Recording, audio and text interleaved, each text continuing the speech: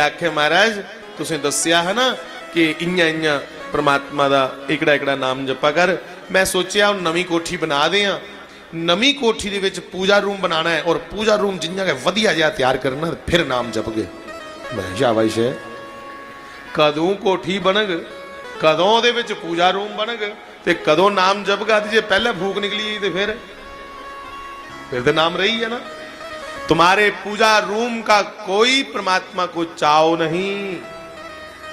अरे तुम्हारे पूजा रूमों को नहीं देखेगा, वो तुम्हें देखेगा। हाँ, शास्त्री जी महाराज आखते हैं बड़ा नहीं बड़ा शैल पूजा रूम बनाना हुंदा, कोई गल नहीं। इयां खड्डा जाके बट्टा चुकी रखी लाओ, सोच लाओ कि एदे विच मेरा शालीग्राम है, एदे विच मेरा ठाकर है। रोज उहदे सामने नारायण दा नाम जपो, रोज उहदे सामने नाम सुमिरन करो।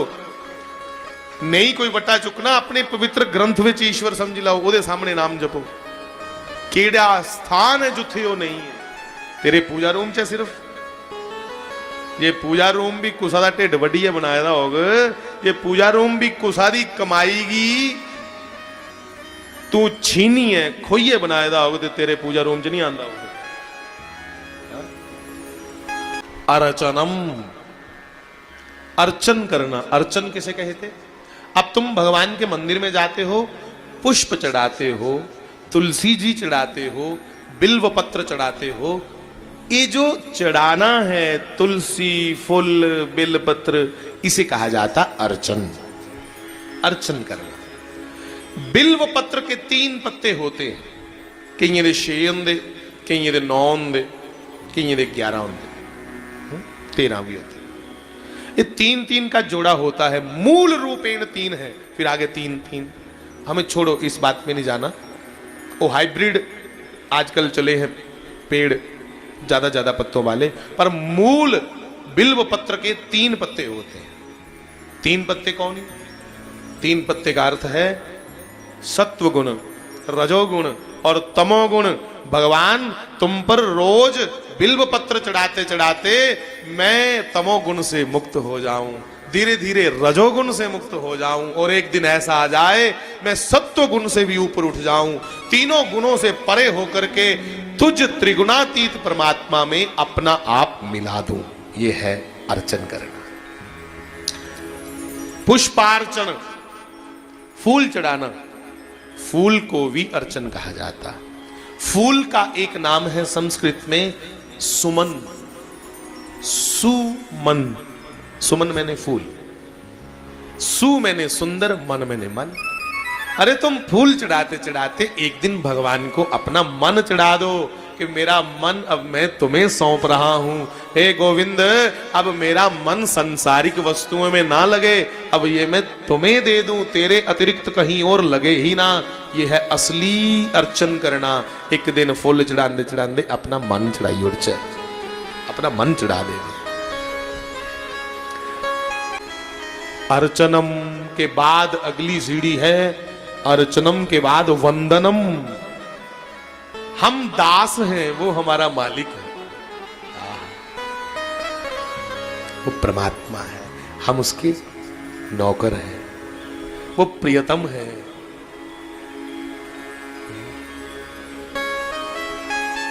हम मात्र पानी की तरह है और वो चंदन की तरह है। प्रभु जी तुम चंदन हम पानी।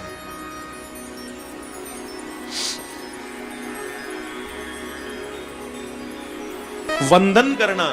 वंदन कैसे करें? मत्था किस प्रकार से टेकें? बस गए सिर सुटे आदे वापस नहीं। वंदन की विधि, वंदन का तरीका यह है कि हम भगवान को पूरा नतमस्तक हो। जिहड़े लोग फटाफट अपने बुढ़े दे आजकल पैरे नहीं गोडे पाउंदे, जो गोडे वो अपने वड्डे की भी मत्था टेकना होया ना, इयां फटाफट झुकी है, इयां नहीं कर, ठीक है।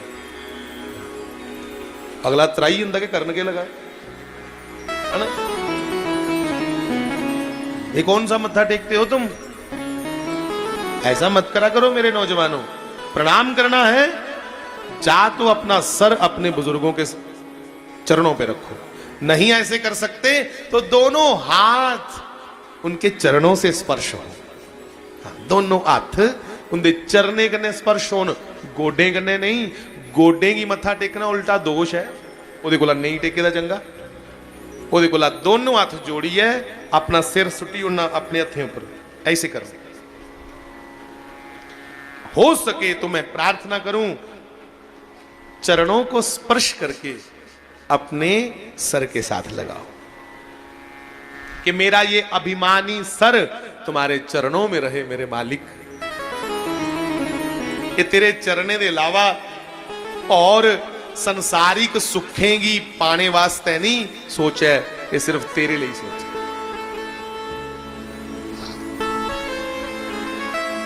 संतों ने तो कहा कि पूर्ण समर्पण किसमें है कि डंडे की तरह भगवान के आगे लेट जाना, साष्टांग दंडवत प्रणाम। दंडवत, दंड मैंने डंडा, दंडवत डंडे की तरह गिर जाओ उनके चरणों में, लंबे हाथ उनके चरणों में रख करके लेट जाओ। इसका मतलब है हे गोविंद मुझे तो गिरना ही आता है।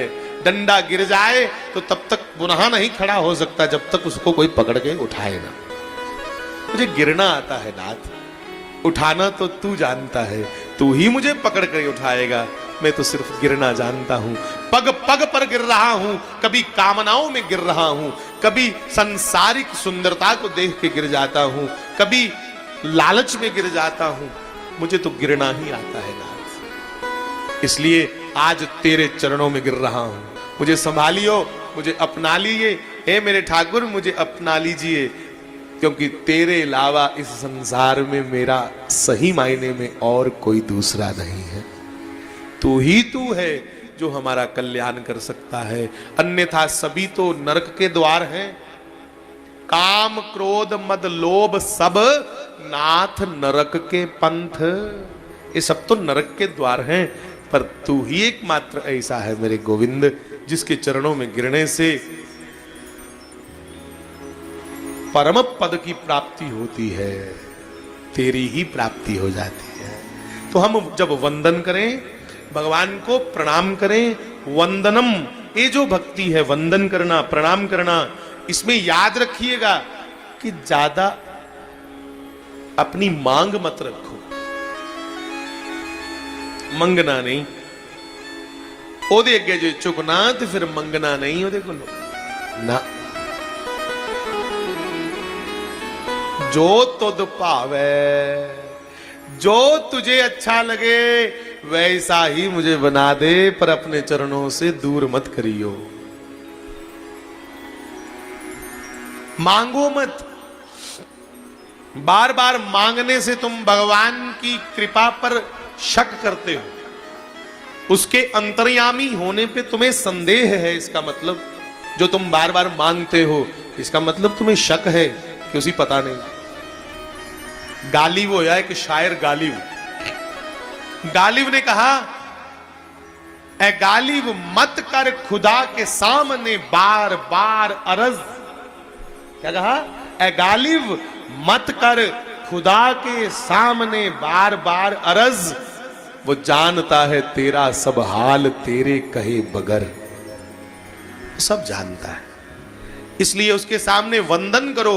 मांगो तो क्या मांगो, तो बस यही मांगो कि हे नारायण, मेरा मन तुम्हारे चरणों में नहीं लगता, मेरा मन सिर्फ तुझे ही पाना चाहे, मेरा मन तुझे ही चाहे, तेरे अतिरिक्त मुझे समस्त कामनाएं विसर जाएं, सब भूल जाए कि तू ही याद रहे। साढ़े घर कोई मजदूर लगे दा होया दिहाड़ीदार, अस शामी उसी रुपया 550 दिने आ, कदे आया सुते दे चेता, कदे नहीं चेता आंदा। पर वो साढ़े घर 15-20 दिन 25 दिन लाइए, आखे नहीं बाबू जी मैं तुहाडे कोलों कुछ नहीं लेना, क्योंकि बचपन दा मैं तुसें की बड़ा चाहना, मेरे मां प्यो तुहाडे कोल रोंदे है, ये मेरी तरफा सेवा समझो।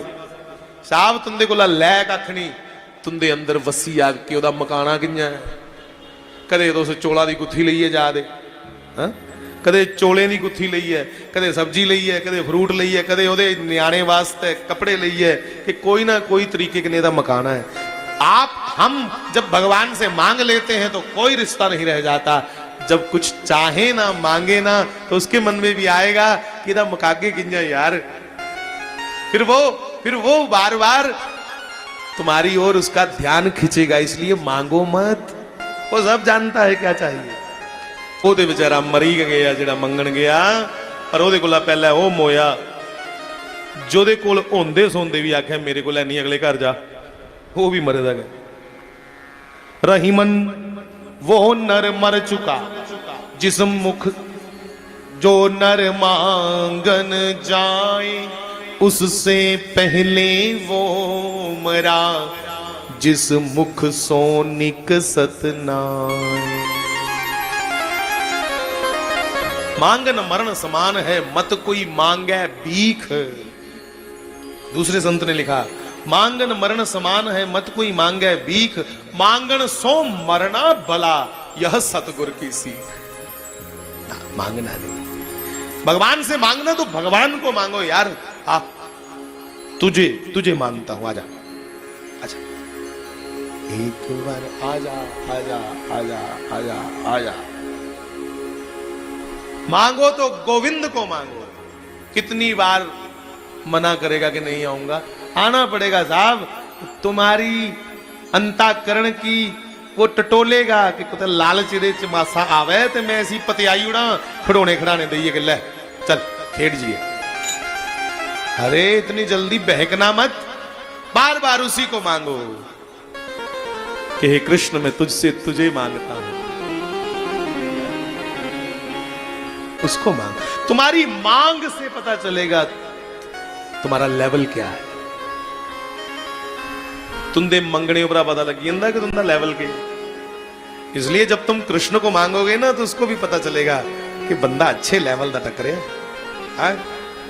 ओदे को समान मंगी लेंदे हो, करियाना करूना, वो भी याद लै यार खलासी कर।